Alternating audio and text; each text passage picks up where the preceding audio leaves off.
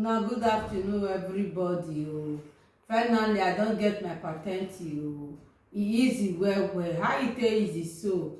For Ambrish Quick Patente school, it go make it easy for you. You know the year language, no worry. You know call Italy, no worry. It go make it easy for you. The class they start 6 o'clock from your comfortable place. Na Italy, na Rome you dey. Na Milano, na Reggio Emilia, na Bologna, na Napoli, anywhere you dey for Italy here, Ambrish Quick Patente go make am easy for you.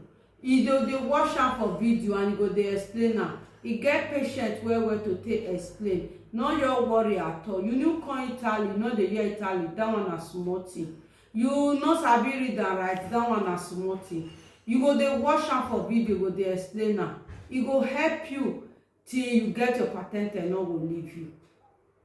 Abeg una no let anything stop una no get una patente o. Na this I say make I bring come o. Una well done my people. I come from Nigeria. Well done.